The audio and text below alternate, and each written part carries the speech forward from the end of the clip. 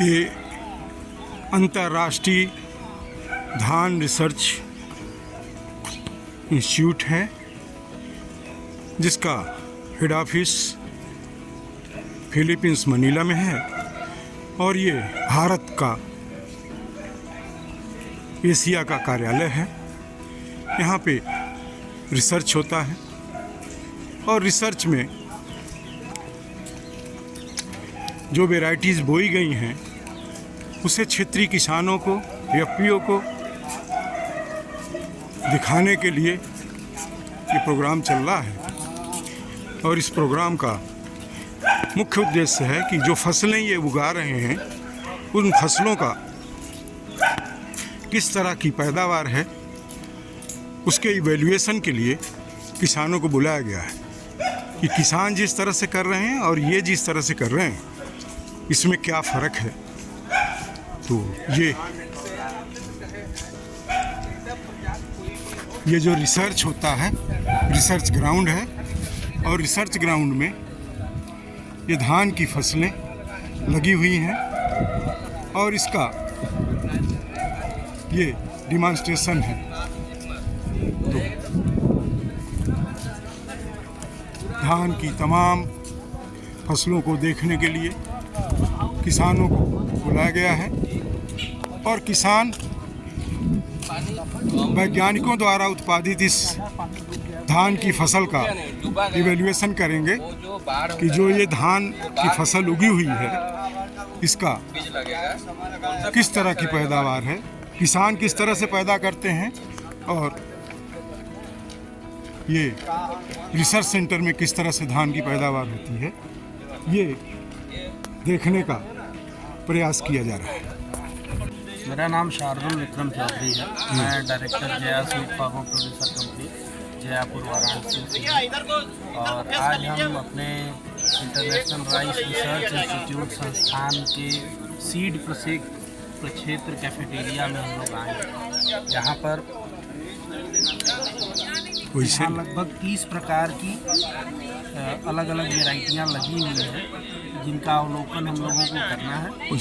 और अवलोकन करने के बाद हमको एक शीट मिली हुई है जिस पर उनको मार्किंग पैटर्न दिए हुए हैं, उसी अनुसार उनकी मार्किंग करनी है कि कैसे कौन सी वेराइटी हमारे रीजन के लिए अच्छी है, हमारे पैरामीटर्स पर।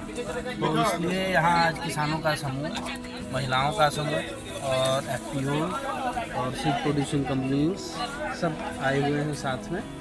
और हम लोगों ने अभी पहले क्षेत्र के लिए इंटरव्यू है, जैसा कि आप देख सकते हैं वेराइटी चिंटू है। तो चिंटू में क्या है कि इसकी हाइट ठीक है लेकिन इसकी बाली जो है इसमें दाने कम बनते हैं। इसके साथ साथ इसमें ये रोग लगता है जिसकी वजह से इसमें अंदर फंगस होता है और ये किसान फील्ड पर कम पसंद की जाती है।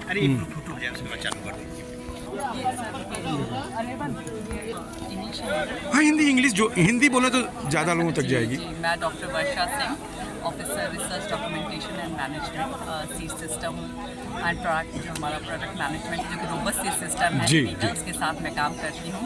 हम ये सिमिलर जो कैफेटेरिया आज करने के लिए एकत्रित हुए हैं, ऐसा 8 डिफरेंट स्टेट्स में, विभिन्न प्रदेशों में कर रहे हैं, जिसमें हमारा उड़ीसा, छत्तीसगढ़, वेस्ट बंगाल, तेलंगाना, पंजाब और ये सारे बिहार, इन सब में हम काम कर रहे हैं। अपने उत्तर प्रदेश में भी हम जिन जिलों में ज़्यादा राइस की खेती होती है उसमें काम कर रहे हैं। और जो कैफेटेरिया हम यहाँ कर रहे हैं इससे सिमिलर बनारस में ही, बनारस हिंदू यूनिवर्सिटी KVK हमारा जो पास में वाराणसी, और ये हमारा जो ISAR का इंस्टीट्यूट है इसके अंतर्गत हो रहा है। इसमें हम राइस की विभिन्न प्रजातियां जो हमारे ब्रीडर्स द्वारा डेवलप की गई हैं और इवन अंतर्राष्ट्रीय स्तर पे भी जो हमारे ISAR इवन सीड सिस्टम का मेन कॉन्सेप्ट है सीड विदाउट वाटर, कि सीड सिर्फ लिमिटेड ना रहे कि इस प्रदेश में इंडिया वालों ने डेवलप किया या बांग्लादेश ने डेवलप किया। अगर वो अच्छा है तो उस पर मेहनत करने से अच्छा है उसको हम यहाँ पर ले आए और उसको किसानों के बीच ले जाए, क्योंकि मोटिव एक ही है, जो भी पुरानी प्रजातियाँ चली जा रही हैं उनमें जो भी बीमारियाँ आ रही हैं या कुछ भी परेशानी आ रही है उसके इसकी जगह पे फार्मर की जब डबल इनकम करने की बात करते हैं तो ऑब्वियसली जब अच्छी फसल होगी तो फार्मर अपने आप उन्नतशील होगा और उसका भी जो स्तर है वो अपने आप अपलिफ्ट होगा। सो अभी जो हमारे यहाँ टोटली 36 वैरायटीज़ जो हमारे यहाँ पर लगी हुई है कैफेटेरिया में, उसका इवैल्यूएशन करना है। उसमें डिफरेंट टाइप्स की वैरायटीज़ हैं। इसमें हमने फार्मर्स जो ऑलरेडी लगाते हैं वो प्रजाति भी है, पुरानी प्रजाति भी है। इससे वो खुद उसको इवैल्यूएट करके बताएंगे, मूल्यांकन करके कि कौन सी प्रजाति अब उन्हें लग रहा है कि हाँ जिस स्तर की वो ऑलरेडी उगा रहे हैं उससे अच्छा भी कुछ उनके पास ऑप्शन है, वो उसको ले जा सकते हैं। सो मूलतः हमारा उद्देश्य यही है कि जो एक गैप होता था 10 साल का, 15 साल का, कि एक प्रजाति को विकसित होने तक एक वैरायटी और कल्टीवार की जो जर्नी होती थी, कल्टीवार में वैरायटी तब कन्वर्ट होती है जब वैरायटी कल्टिवेटेड हो जाए। तो कल्टिवेटेड कैसे होगी? जब किसान उसको अडॉप्ट करेंगे। तो वो एडॉप्शन जो आ रहा है वो बहुत लेट होता था, 15 साल का वक्त लग जाता था, तब तक एक नई प्रजाति आ जाती थी। तो जो मेहनत है, लागत है, वो रिसोर्सेज हैं, जैसे कि हमारे चाहे डीबीटी फंड करती है, चाहे हमारी इंस्टीट्यूट फंड कर रही है, गवर्नमेंट ऑफ इंडिया इतना फंड कर रही है, वो वेस्ट ना जाए। उसके लिए हमारा स्पेशल टारगेट है कि वो गैप एनालिसिस करना, गैप को फिल करना, वो प्रजाति को आई और एक स्पीड के साथ करना जो हम स्पीड ब्रीडिंग में करते हैं। बिल्कुल, जब हम यहाँ जो वैरायटी जा रही है उसको किसान तक कैसे पहुँच जाए, तुरंत पहुँचाएं। किसान आज विकसित हुई कोई प्रजाति और एक एक किसान उस प्रजाति, जैसे कोई मोबाइल लॉन्च होता है ना, हम तुरंत जानते हैं ये नया वर्जन आ गया, बिल्कुल वैसे ही वो किसान एक धान की प्रजाति को भी पहचाने कि ये नई प्रजाति आ गई, जो पिछला वाला जो था उससे अपग्रेडेड वर्जन, अपग्रेडेड है, इसका पैदावार ज्यादा हो रहा है। और ये छोटा कैमरा था, आज 50-100 मेगापिक्सल लग रहा है। आप हम ले रहे हैं ना, वैसे ही किसानों तक पहुंचाना चाह रही हूँ। वो हर एक धान की प्रजाति जो नई आ रही है और उससे बहुत अच्छी है, पर एक जो अभाव रह जा रहा है, जानकारी का अभाव, उसको फिल करना, यही हमारे सीड सिस्टम का मुख्य उद्देश्य। और साथ साथ जब अभाव पता चलेगा कि ये प्रजाति अच्छी है, उसका सीड कहाँ से आएगा, तो उद्देश्य ऑब्वियसली यही कि सीड का भी प्रोडक्शन साथ साथ हो, जिसके लिए हम किसान भाइयों, FPOs, SCOs, सीड ग्रोअर्स, हमारे मैनेजिंग डायरेक्टर जी यहाँ पधारे हुए हैं, हेड ऑफ KVKs पधारे हुए, जहाँ पे ये सारे काम होते हैं, उन सब के साथ मिलकर हम इसको पूरा कर सकते हैं। जो हमारा टारगेट है कि हमारा एंड यूजर सब काम हो रहा है फार्मर्स के लिए, तो किसानों तक पहुँचने के लिए ये बहुत जरूरी है। धन्यवाद। धन्यवाद, धन्यवाद। ये अभी हम इरी के वैज्ञानिक डॉक्टर वर्षा सिंह से बात कर रहे थे, और जो